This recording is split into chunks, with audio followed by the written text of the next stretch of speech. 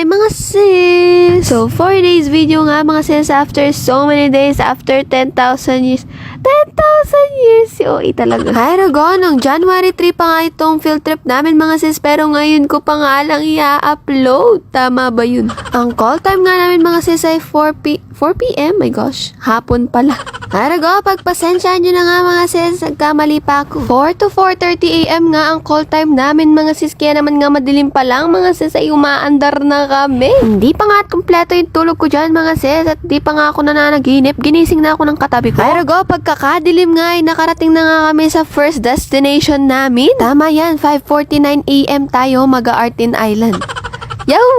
Medyo marami-rami rin nga kasi kami mga sis dahil meron nga tayong 52 buses. Kaya naman nga mga sis ay madilim pa lang nga ay meron nang pumapasok sa Artin Island. So ang first destination nga natin mga sis ay itong Artin Island sa may Cubao, Quezon City, Manila. Before nga kayo makapasok dito mga sis ay kailangan muna nga namin magsuot ng mga shura. Mabilis lang nga yung pila namin mga sis, kaya naman nga hindi kami naghintay ng matagal para makapasok. This place nga is punong-puno nga lang ng mga arts, kaya naman nga tinawag itong Artin Island. First time ko lang nga makapunta dito mga sis, pero so far nga ay nag-e-enjoy ako. Ay Rago, ito mga kasama ko nga ay more pictures sila. Sa bawat room na pinapasukan nga namin mga sis ay may mga bagay na kakaiba. May mga sandalan at mga upuan nga kami nakikita, kaya naman nga nagpahinga muna kami dito. After nga nun mga sis ay meron nga kami napasukan na room na punong-puno ng mga picture na mga nagpupunta dito. Ay kaso nga lang hindi ko na videohan, nagkamali ata ako ng dito naman nga sa pinasukan namin to mga sis ay very white, very Christmas kasi nga merong mga Christmas tree. Ang next destination naman nga natin mga sis ay itong Rizal Shrine sa may di ko alam. Tsari, dito lang nga yan mga sis sa may Calamba, Laguna. Ay Rago, napapansin ko nga sa tuwing mag-field trip kami, nasasaktuhan na meron akong mga pimple. Ayan, naka-pimple pa siyang ate mo girl. Medyo maaga rin nga kaming nakarating dito sa Rizal Shrine mga sis, kaya naman nga hindi kami natagalan sa pagpila. Sabi nga ng Sir Kuya tour guide namin mga sis, malalaman mo daw na mayaman ang pamilyang nakatira sa bahay pag yung bahay nila ay katabi nila ang simbahan. Nagre-relate si Dr. Sergio.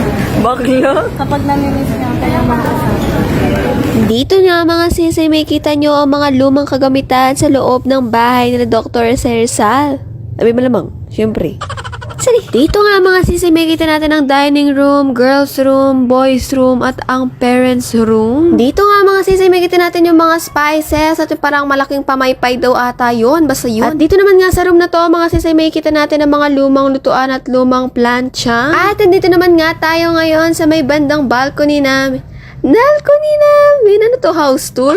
At yun lang nga po ang inikot-ikutan namin sa loob ng bahay ng ating pambansang bayani na si Dr. Jose Rizal. Hi mga sis, comment down below nga kung alam niyo yung complete name ni Dr. Jose Rizal.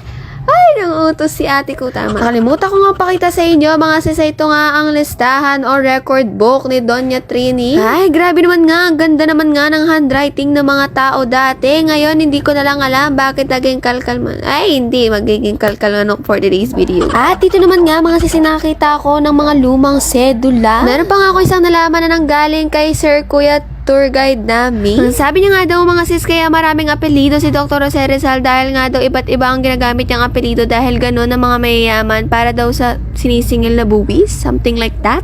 Basta yun, nakalimutan ko kung anong reason. Ito naman nga daw mga sis ay yung kutsarang ginagamit sa mga ice cream na wooden spoon.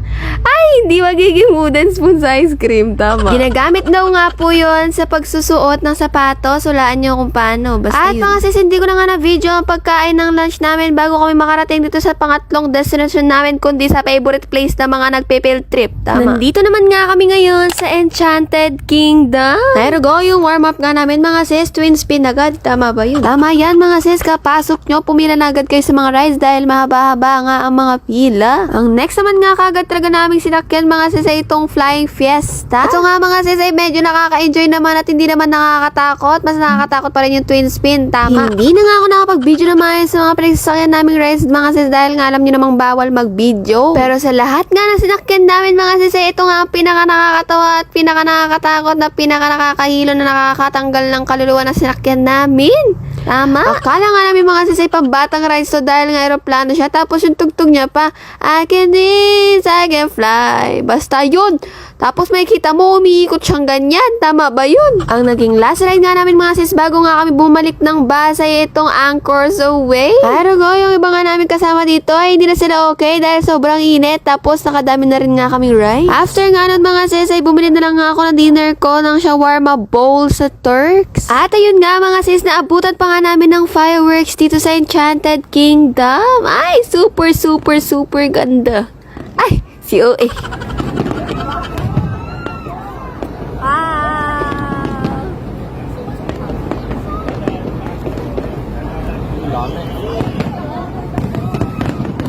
At umuwi na rin nga kami noon katapos doon mga sis at dito ko na nga tatapusin ang ating video for today. Sana nag-enjoy kayo. Bye!